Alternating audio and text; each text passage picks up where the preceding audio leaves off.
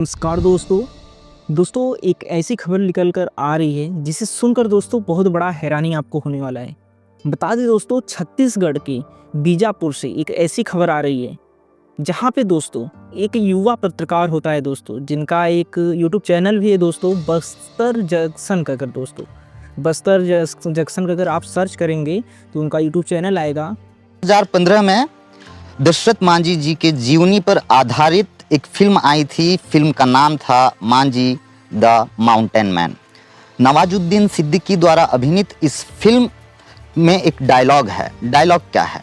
भगवान के भरोसे मत बैठो, क्या पता भगवान आपके भरोसे बैठा है। यहाँ भगवान की जगह हमारा नकारा सिस्टम है जिस जगह में खड़ा। और उनकी गलती सिर्फ दोस्तों इतनी थी कि उन्होंने एक घोटाले को, एक भ्रष्टाचार को दोस्तों अपने जनता के बीच में रखा था, और उनकी दोस्तों इस गलती की वजह से उनकी हत्या कर दी जाती है। और बहुत ही दोस्तों बुरी तरीके से आपको आगे मैं बताऊंगा।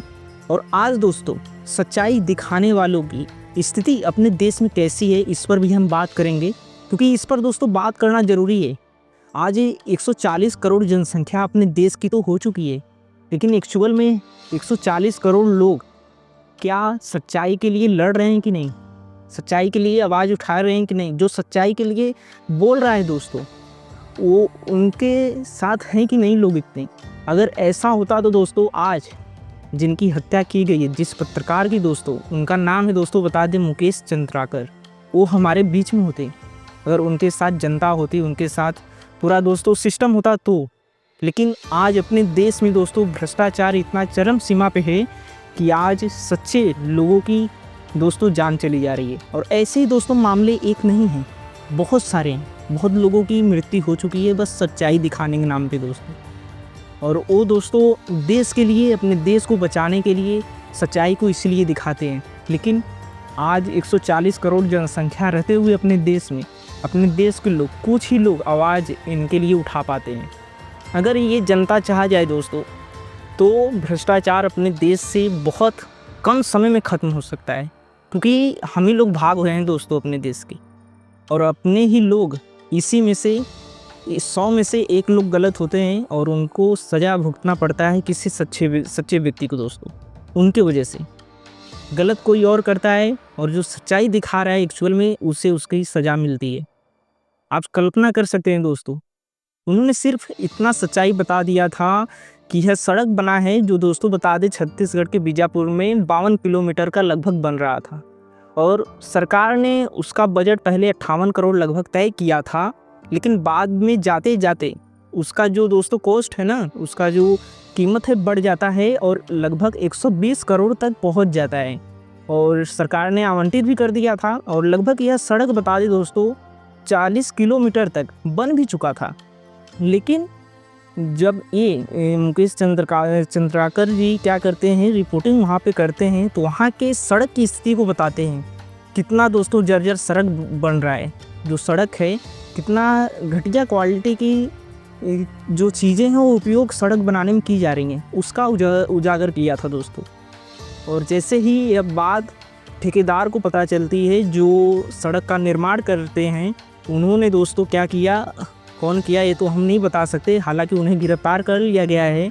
लेकिन दोस्तों पता चलता है 1-2 दिन बाद कि उनकी मृत्यु हो गई है, मुकेश चंद्राकर जी, और बहुत ही बुरी तरीके से दोस्तों उन्हें मारा गया है। बताया जा रहा है, जो पोस्टमार्टम रिपोर्ट आई है ना, उसमें बताया जा रहा है कि पहले उन्हें कुल्हाड़ी से मारा गया, उनको बुरी तरीके से उनके मस्तिष्क पे वार किया गया, फिर हर पार्ट पे दोस्तों उनके चोट आई हैं बहुत। और जो डॉक्टर ने पोस्टमार्टम इनका किया है, उन्होंने बताया है कि इतिहास में मैंने ऐसा पोस्टमार्टम अभी किया नहीं है, इतनी इंजरीज का अभी हमने देखा ही नहीं था, जिस प्रकार से इन्हें इंजरी आई। और ये चीज़ दोस्तों आज अपने देश में, अपने जो 140 करोड़ जनसंख्या है, इनकी भी गलती है कि हम ऐसे लोगों को अपने समाज में बढ़ावा दे रहे हैं। सोचिए, अपने देश की प्रशासन, सारी चीज़ें हैं, संविधान है, लेकिन एक्चुअल में इसका डर किसी को भी रहा नहीं है।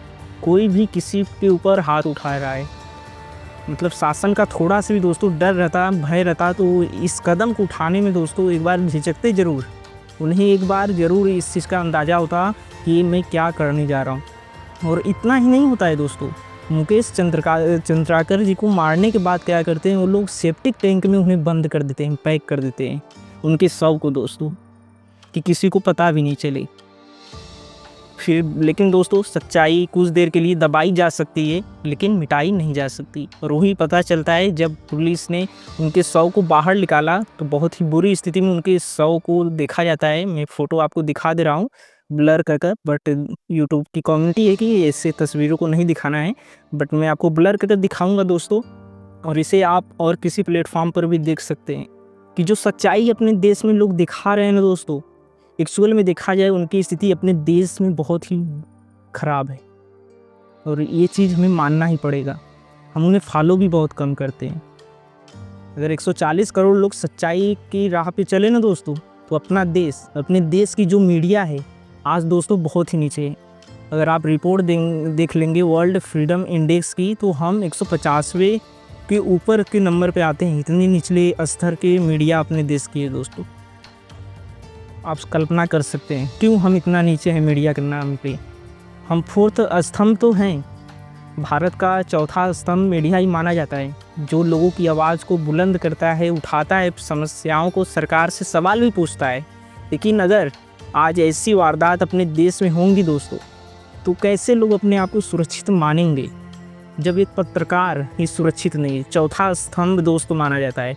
हालांकि मुकेश चंद्राकर जी के लिए लोगों ने आवाज़, सारी मीडिया ने उठाई है, लेकिन ऐसे ही बहुत ऐसे हमें मामले देखने को मिले हैं।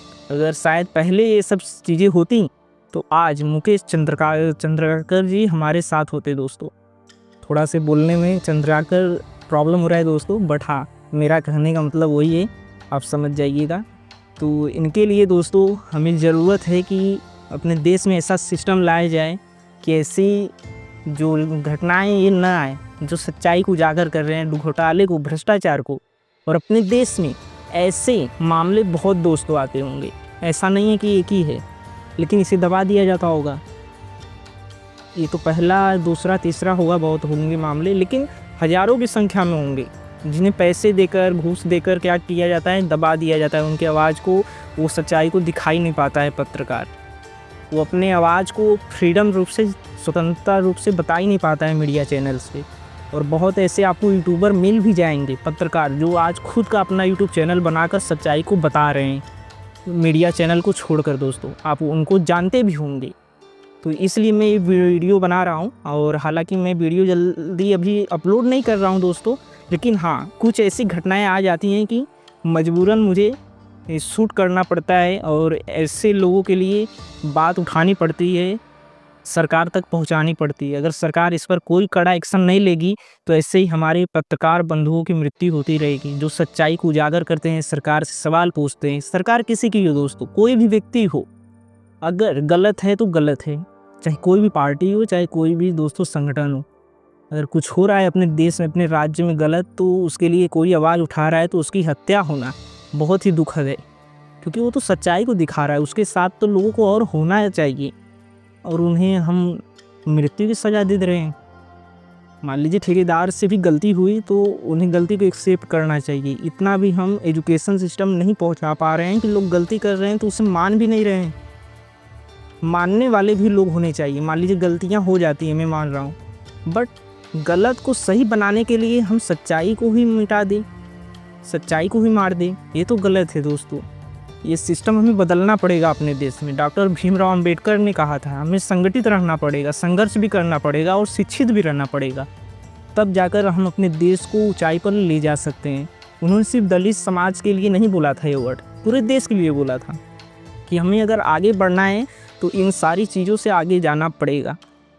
लेकिन हम एक दूसरे नेताओं की बुराई करने में लगे हैं। एक पार्टी दूसरे पार्टी की सिर्फ बुराइयां कर रही है। अगर कार्य करे तो उस पार्टी को ज़रूरत है ही नहीं सफाई देने के लिए, क्योंकि हमने तो कार्य किया है, जनता जानती है कि हमने कार्य कर दिखाए हैं, तो उन्हें सफाई देने की ज़रूरत ही नहीं पड़ेगी। लेकिन यहाँ पर न्यूज़ मीडिया में बस यही ट्रेंडिंग चल रहे हैं कि कौन कितना अमीर है, कौन नेता कैसे रहता है, कितना आलीशान में रहता है। मैं तो खुद चाहता हूँ मेरे देश के लीडर बहुत अच्छे से रहें, बट हाँ ऐसी वारदात जब आ जाती हैं सामने, ऐसी घटनाएं, तो यही नेता से तो हम सवाल तो पूछेंगे ज़रूर, क्योंकि यही देश को चला रहे हैं। आप अच्छे से रहिए, मैं तो चाहता हूँ, बट हाँ ऐसी घटनाएं न आए। मैं आपसे निवेदन करता हूँ अपने देश की सरकार और राज्य की सरकार, जो छत्तीसगढ़ की सरकार है, ऐसी चीज़ों को रोके और साथ में एक समृद्ध भारत और खुशहाल पूर्व भारत बनाने में मदद करें, जिनमें सभी को सम्मान मिले, हक मिले और जातिवाद को तो बिल्कुल ख़त्म किया जाए। तभी जाकर एक अच्छा सर्वश्रेष्ठ भारत और विश्व गुरु की जो हम सपना देखते हैं वो भी बन जाएगा अगले 100 साल के अंदर में। दोस्तों अगर हम ये सारी चीज़ें करें तो, संविधान को इम्प्लीमेंट अच्छे से करें तो।